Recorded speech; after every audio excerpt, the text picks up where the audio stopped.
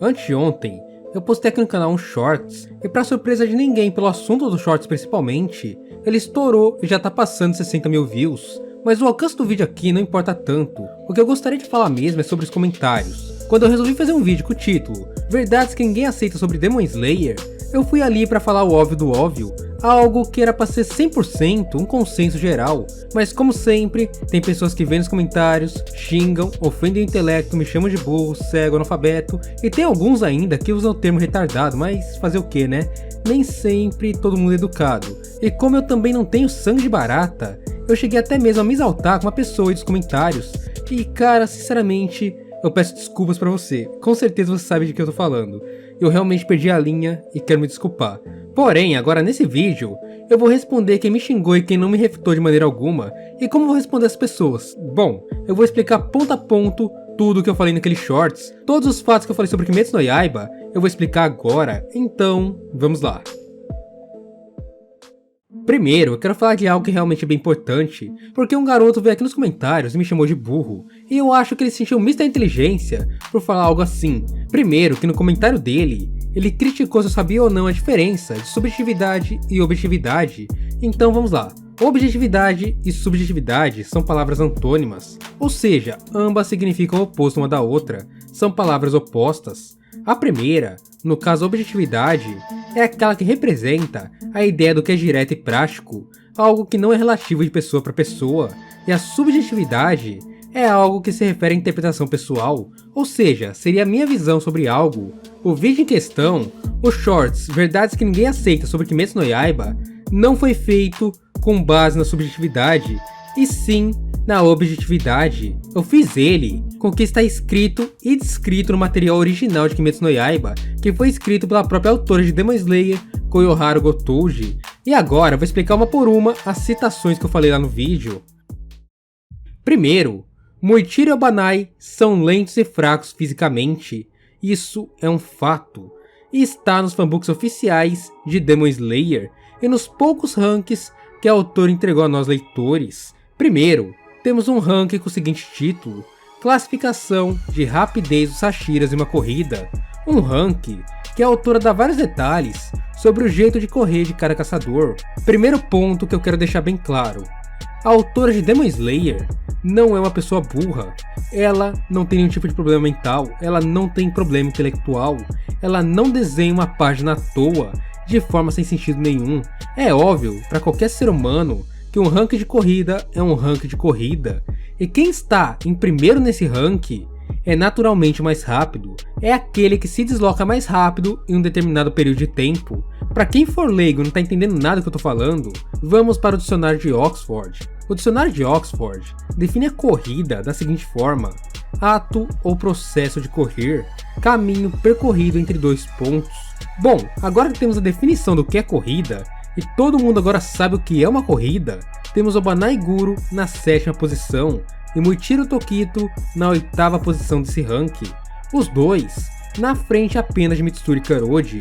Isso é oficial. Esses três não se deslocam de um ponto ao outro de forma rápida, eles são lentos no quesito velocidade de deslocamento, e tem explicação para isso que eu vou explicar já já. Vamos falar agora do ranking da Gotouji de força física. Nesse ranking, a autora descreve Moichiro Tokito e Obanai de maneira curta e grossa. Moichiro é alguém normal, e Obanai é alguém um pouco fraco, ou seja, comparados a Tomioka, Rengoku, Sanemi, Mitsuri, Tengen e Gyomei, eles são fracos fisicamente. Eles não têm força física ou força muscular maior que a desses 6. A definição de força física ou força muscular é a seguinte: força muscular consiste na força de um indivíduo que consegue exercer através dos seus músculos a força contra o objeto. Ou seja, o quanto de força aquela pessoa consegue aplicar com seus músculos sobre algo. Acho que todos nós aqui que estamos nesse vídeo sabemos o que é força muscular, não é?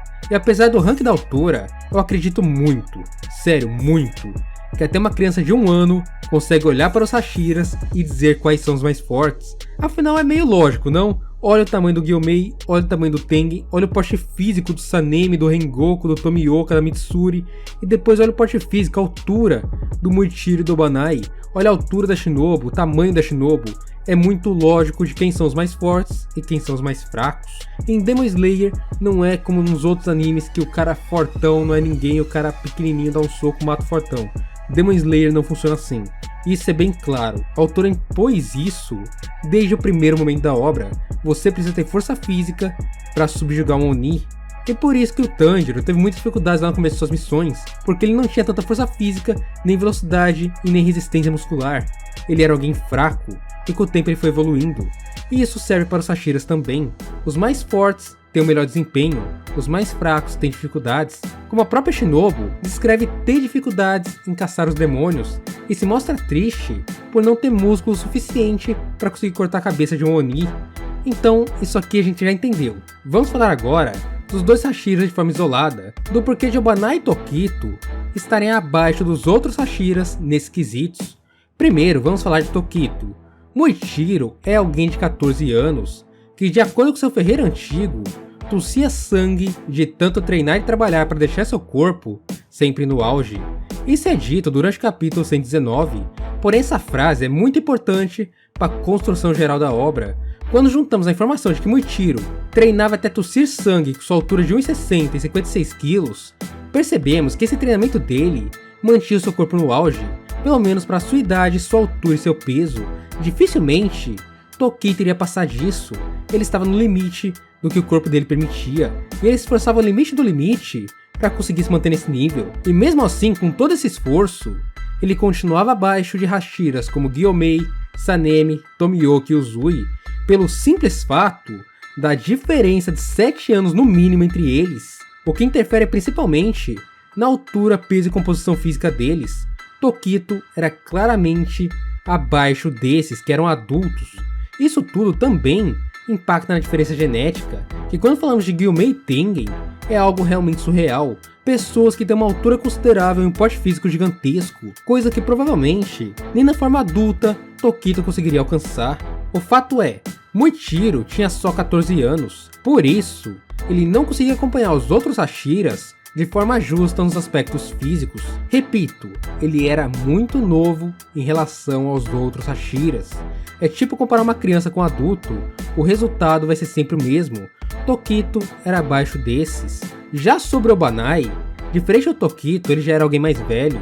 Obanai tem 21 anos, 1,62 de altura e pesa 53 kg. Obanai, apesar de ser 7 anos mais velho que o Tokito, era quase da mesma altura, sendo um pouquinho, mas bem pouquinho mais alto, 2 centímetros ali, e ainda pesava 3 kg a menos, mostrando que Obanai não teve só uma criação ruim, uma criação complicada quando ele era criança, mas também não tem a melhor genética possível, pelo menos não para um porte físico excepcional. Por causa disso, ele teve a sua velocidade e força física inferiores se comparadas com os mesmos Gyomei, Uzui, Sanemi e Tomioka que eu falei lá na parte do Tokito. E agora chegamos ao segundo fato aqui da lista. Tengen Uzui é o segundo Hashira mais forte e o pilar mais rápido. Obviamente, o ranqueamento que a autora fez com os Hashiras foi feito em suas formas bases, sem os boosts adicionais de marca do caçador ou mundo transparente. Uzui é alguém com uma genética abençoada, tendo 1,98 de altura e pesando 95 kg. Ele é o segundo Hashira mais alto e também o segundo mais pesado. Genética que é praticamente abençoada. Um cara com destaque físico e força muscular gigantesco. Por isso, a autora Koyoharu Gotouji descreve Tengen Uzui como alguém muito forte, praticamente ficando atrás só de Gyomei Medima, que tem a genética surreal de ser gigantesco, um cara alto e pesado. Gyomei é praticamente o mais alto e mais pesado da corporação inteira. Já em relação à velocidade, Uzui é o Hashira que mais se destaca. Ele se desloca de ponto A até ponto B de maneira mais rápida dentre todos os pilares. A autora descreve Tengen como um cara rápido por ser um shinobi e usar a respiração do som, que por curiosidade é a respiração variante da respiração do trovão. Gotouji também destaca que Tengen Uzui parecia desaparecer na visão de Tanjiro e dos outros, coisa que nenhum outro Hashira se mostrou capaz de fazer durante a obra. Sanemi e Gil Tomioka são nivelados. Essa foi a única luta que tivemos entre Hashiras dentro do mangá de Kimetsu no Yaiba e aconteceu no capítulo 136. Tomioka e Sanemi lutam um contra o outro durante o treinamento pilar. Sanemi inicia a luta trincando a espada de Gil, bem no comecinho da luta mesmo, mas Gil rapidamente se adapta à velocidade de Sanemi, se defendendo de seus golpes e buscando contra-atacá-lo. Apesar de chamar Gil de lento por não conseguir acertá-lo, Sanemi também não consegue chegar nem próximo de passar pela defesa do Gil, e no fim, os dois acabam em empate com suas duas espadas de madeira quebrando ao mesmo tempo, após uma colisão de golpes mais intensa. Então, novamente, vamos voltar para a questão dos ranks, que eu falei lá no comecinho do vídeo. Por qual motivo a autora faria isso se não fosse por um nivelamento? A autora fez isso porque ela é louca? Por qual motivo ela criaria um capítulo para fazer o Tomioka lutar com o Sanemi? Isso tem algum sentido para você? Me diga, se fosse só para um bater no outro, por qual motivo ela faria esse capítulo em específico? O capítulo, no final dele, do meio pra frente, só tem isso. Se não fosse por nivelamento entre Sanemi e Gil, isso não faria sentido, mostrando que tecnicamente os dois possuem pontos que se destacam, como a velocidade de Sanemi e a defesa de Gil Tomioka, mas que em geral, os dois são igualmente habilidosos. Isso reflete também na história dos dois na obra. Ambos são pessoas que perderam suas famílias para Onis, caçaram Onis desde muito novos, se tornaram Hashiras também em uma boa idade, e possuem o porte físico praticamente equivalente, com Sanemi sendo levemente mais alto. A autora também deu a esses dois, no seu ranking de força física, a força física equivalente, ou seja, no sentido de força muscular, Sanemi e Gil eram iguais, eram equivalentes. A autora, nesses dois personagens, fez de tudo para ver o nivelamento tênue entre eles, então dizer que os dois não são equilibrados é meio que contradizer a autora. A próxima frase é: Gyomei Himejima foi macetado pelo Kokushibo no 1v1. Gyomei se encontra com Kokushibo no capítulo 169, e a luta tem um ótimo início para o caçador. Ele ganha tempo para o Sanemi fechar seu ferimento e entra em um confronto de 1v1 com a Lua 1. Ele começa na ofensiva, atacando a Lua Superior 1 e fazendo Kokushibo apenas desviar de seus ataques. Gyomei também se mostra capaz de desviar da primeira forma de Kokushibo, porém, o ponto que muita gente peca nessa luta é quando Gyomei quebra a espada de Kokushibo. Muita gente, sério, muita gente acha que isso aqui foi um milagre do Gyomei, mas é bem, mas muito pelo contrário. Isso aqui só mostrou a inteligência e a versatilidade do Kokushibo. Quando ele vê que o Gyomei cercou sua espada com as correntes, ele deu início ao uso de sua segunda forma de sua respiração da lua, e assim que sua espada é quebrada, ele executa sua respiração em Gyomei, e Gyomei com isso acaba ganhando um corte transversal em seu rosto, pelo simples fato de que a espada de Kokushibo era feita de carne de Oni, e já havia se regenerado assim que foi quebrada. Na verdade, a quebra da espada de Kokushibo foi uma armadilha que Gyomei caiu. Na sequência desse ataque, Himejima percebe que não ganharia de Kokushibo se permanecesse sem a marca, então o Hashira da Pedra desperta sua marca do caçador. Os dois conversam de início, e o Kokushibo, após ser provocado pelo Gyomei, avança contra o Hashira, pressionando muito, mas muito o caçador. A provocação de Gyomei foi em relação a um caçador que sobreviveu à marca do caçador, e daqui pra frente, após essa pequena troca de golpes entre Kokushibo e Gyomei marcado, o Sanemi volta para o combate, e mesmo assim, com Sanemi e Gyomei juntos, indo pra cima do Kokushibo, no capítulo 171, vemos que o Kokushibo só passou a usar o seu máximo quando os dois juntos, lutando em sincronia, conseguem cortar sua orelha. Depois desse fato, Kokushibo alonga sua espada e passa a amassar o Sanemi e Gyomei juntos, principalmente o Sanemi. O Sanemi quase perdeu os dois braços em um ataque rápido, sendo salvo pelos instintos do Gyomei. Por muito pouco, o Kokushibo não matou o Sanemi na sequência para cima do Gyomei. Kokushibo nessa luta foi intitulado pelos caçadores de monstro e deixou claro que estava muito, mas muito acima do Gyomei, principalmente quando ele colocou tanto o Hashira da Pedra como o Hashira do Vento em uma posição de completa defesa. Gyomei, Sanemi e Tomioka são os três Hashiras mais fortes. Bom, nessa altura do vídeo, você com certeza já deve ter entendido isso. Obanai e Muichiro estavam prejudicados pela sua genética e também pela sua idade respectivamente, sendo Muichiro um garoto também inexperiente, e Obanai um homem que se torna inexperiente se comparado com Gyomei, Sanemi e Tomioka, que são pilares, no mínimo que variam entre 8, 5 e 6 anos de experiência, respectivamente como Hashiras. Sanemi e Tomioka, como explicado anteriormente, eram completamente equilibrados, e Gyomei, como dito por Kokushibo, no capítulo 171, era o destaque de sua geração, junto a Sanemi, que provavelmente era alguém que também se destacou dentre os Hashiras. Então esses três estavam sim à frente dos outros Hashiras em quesitos gerais e também feitos. Vamos lá, né? 2 desses 3 saíram vivos da batalha final, lutando por um grande período com Onis superiores e com o próprio Muzan.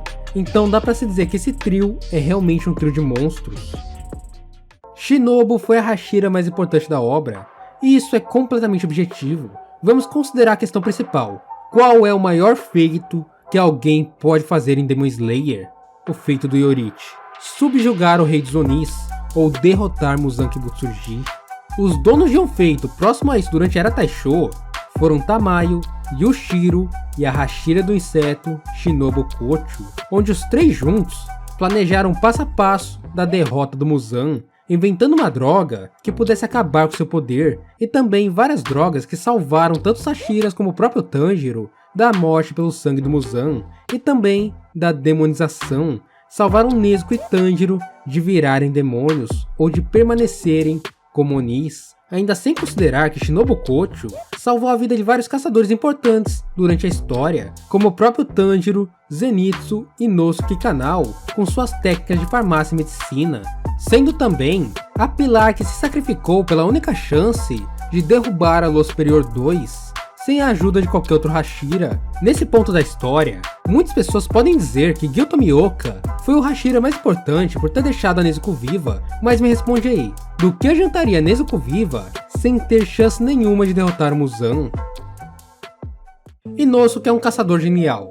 A polêmica seguinte é em relação a Inosuke, e isso não se refere necessariamente à inteligência dele. Inosuke não é alguém alfabetizado ou alguém que teve contato com os estudos em sua vida. Ele apenas age com seus instintos de caçador e, entre aspas, javali. Inosuke criou a sua respiração só ao observar um caçador fraco da respiração do vento. E não só criou a sua respiração, como refinou ela ao máximo, criando 11 formas ou presas para sua respiração da besta.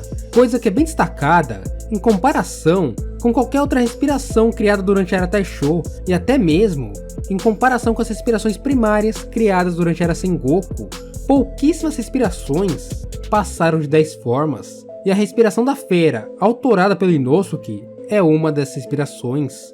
Inosuke não precisava ser o mais genial para ser considerado um gênio. A definição de genialidade, de acordo com o dicionário da palavra genialidade, é a seguinte: dotado de extraordinária capacidade de notável talento. Talento esse que Inosuke mostrou nas mais diversas situações, quando criou presas novas de imediato para se adaptar ao confronto ou ao adversário que estava enfrentando, assim como ele fez com Doma em seu golpe final junto a Kanao. Tanjiro Kamado não derrotaria nenhuma Lua Superior. Todos nós sabemos por Tanjiro e os Hashiras que derrotar uma Lua Superior não é fácil, e exige uma parte física e um treinamento adequado para aquela situação. Tanjiro era apenas um homem que, apesar de forte, era doente e nunca havia treinado com espadas. Ele não era nem mesmo, nem de longe, preparado para enfrentar alguém tão perigoso quanto uma Lua Superior. Muzan não sabia exatamente o que fazer depois de conquistar o Sol. Isso é algo realmente bizarro. Muzan Kibutsuji nunca falou o que faria depois de conquistar o Sol. Não dá pra entender exatamente o que se passa na cabeça do Muzan. Primeiro, que ele fala que nem queria criar os Onis. Ele só criou os Onis porque pensava que eles podiam evoluir e acabar gerando no caso a Nezuko, que acabaria vencendo o Sol. Sinceramente, o Muzan nunca, em nenhum momento, disse que tinha uma ambição maior. Ele nunca falou, eu quero conquistar o mundo, ou eu quero ser a criatura viva mais forte. Ele nunca falou isso. Muzan só queria conquistar o Sol. E depois que ele fizesse isso, ninguém sabe quais seriam seus próximos passos. Mitsuri é forte. Quando eu digo isso, eu estou me referindo ao fato de que Mitsuri Karoji é uma Hashira. Ela é a Hashira do amor, e muitas pessoas acabam julgando ela como alguém inútil, sendo comparada a um humano normal. A Mitsuri é quase um monstro que representa um dos pilares da humanidade na luta contra os Onis. Nenhuma Lua Superior, com exceção do Akaza, teve vitórias durante a Era Taisho.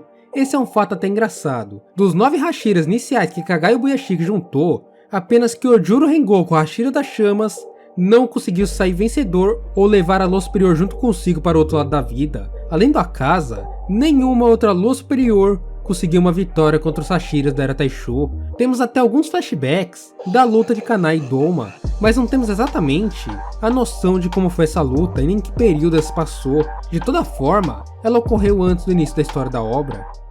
Kanao e Tanjiro são ridiculamente mal desenvolvidos. Isso é um erro geral de Kimetsu, e até mesmo do gênero shounen. Qualquer pessoa que você pergunte como Tanjiro e Kanao ficaram juntos, a pessoa vai te responder da seguinte forma: ele segurou a mão dela 2 vezes e eles casaram.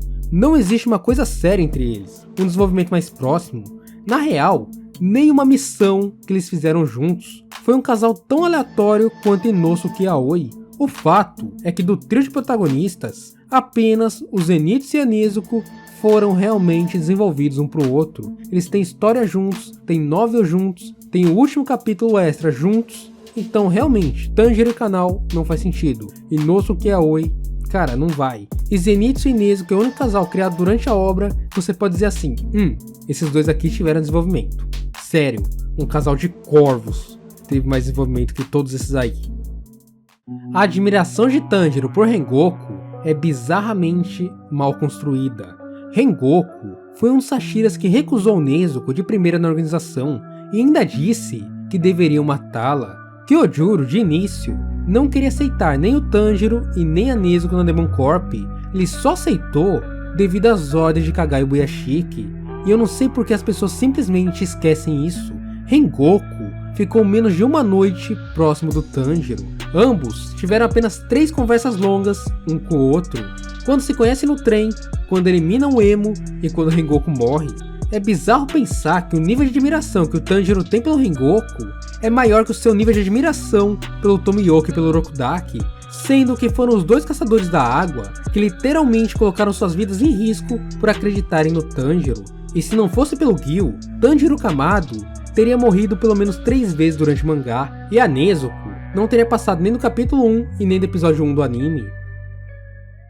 E agora temos aqui algumas frases que são um pouquinho mais longas, e eu quero recomendar alguns vídeos aqui do canal mesmo que eu já fiz sobre esses 2 assuntos. As frases Nezuko era imortal e Yorichi não conseguiria derrotar o Tanjiro Demon King são explicadas no vídeo Tanjiro Oni vs Yorichi, qual é o mais forte, o auge de um Oni ou o auge de um Demon Slayer. Procura aqui no canal por esse vídeo que você vai achar lá a sua resposta. E a frase a casa matou Rengoku com extrema facilidade é explicada no vídeo o real poder de Kyojuro Rengoku, o maior Hashira das Chamas ou a maior falha da Ufotable. Procura aqui no canal por esses 2 vídeos que lá você vai ter as respostas em detalhes com referências sobre essas 2 questões. E agora chegamos à última frase de todas, que é a frase nenhum Hashira venceria uma das 3 luas mais fortes sozinho. Como esse vídeo aqui específico já se estendeu bastante, esse aqui é outro assunto que eu preciso explicar com bastante cuidado, eu vou fazer um vídeo separado só pra ele. E no mais, obrigado por ficar até aqui, e se você concordou ou não, sinceramente, eu não me importo, tanto porque a discussão não é comigo, é com a autora. Te vejo no próximo vídeo, um beijo, abraço e falou!